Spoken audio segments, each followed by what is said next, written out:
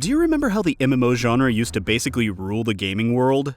Better times, am I right? In the genre's heyday, several stories flooded the news about people forgoing real life to just play MMOs. Well, this did not go unnoticed by other forms of media. At some point, anime companies were like, hey, what if people became trapped in an MMO? That'd make for a cool show. I don't know about you, but I'm not sure an MMO is the best setting for an interesting TV show. I mean, the typical human interaction in an MMO goes like this.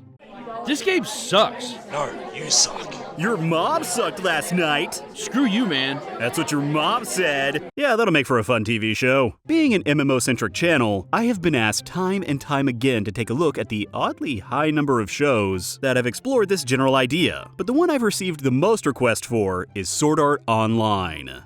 Alright everyone, you win. I'm gonna watch the first episode and then talk about it. Now we're about to get real nitpicky, but it's for humor's sake, so get over it. The year is 2022. Apparently VR tech has made giant leaps and bounds, as not only have developers made a completely immersive virtual world, but they've also managed to navigate what I can only assume is the millions of layers of legal red tape necessary to create hardware that integrates with your nervous system through high-powered microwaves that control all of your senses and the movement centers of your brain.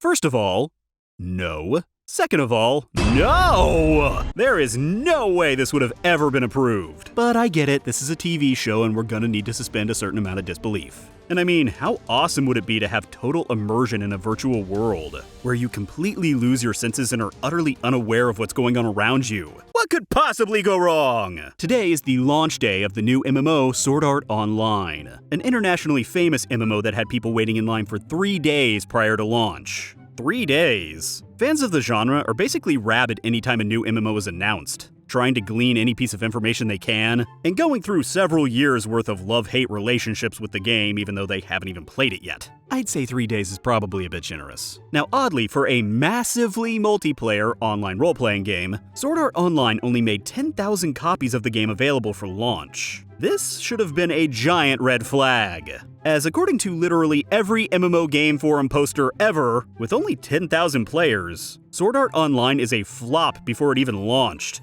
Just saying, how are they making back their development cost on this? The cash shop for this game has got to be outrageous. We then see our main character as he logs into the game, and immediately has a seizure. This is Kirito, one of the game's 1,000 beta testers. Whoa, 1,000?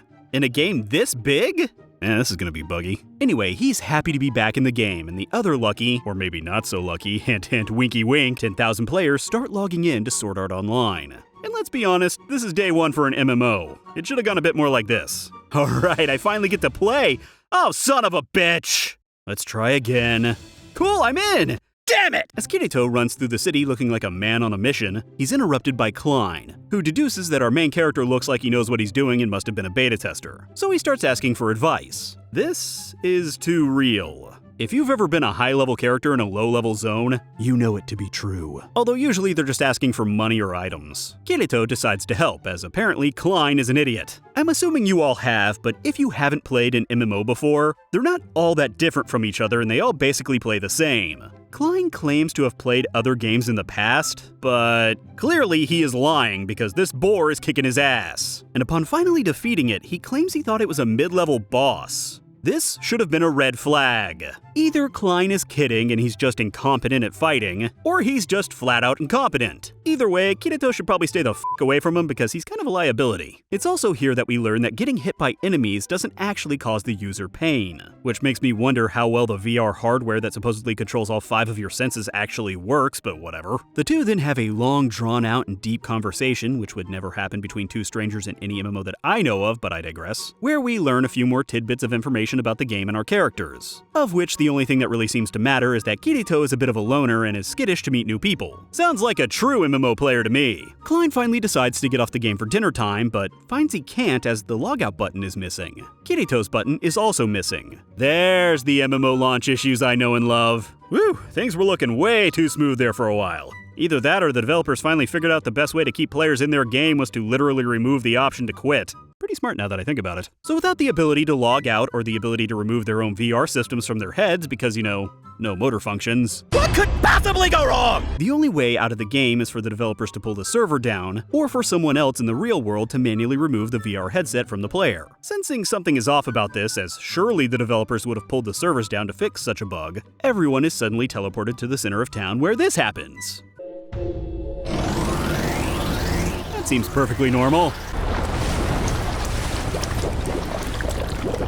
That seems perfectly normal. Day 1 launch issues, am I right? The blood blob then forms into a man who claims to be the game's developer, and states what you may have already guessed. The missing logout button is not a bug. It's a feature.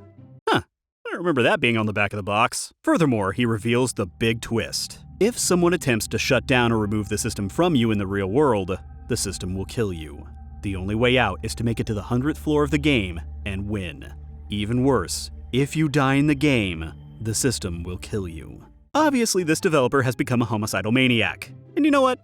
I get it. I imagine this is every developer's darkest dream if they've spent any amount of time on Twitter.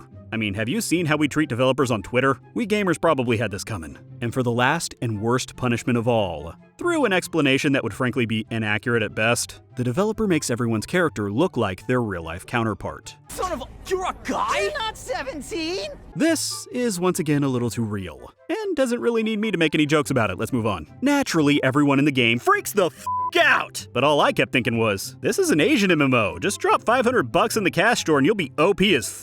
Pay to win for life!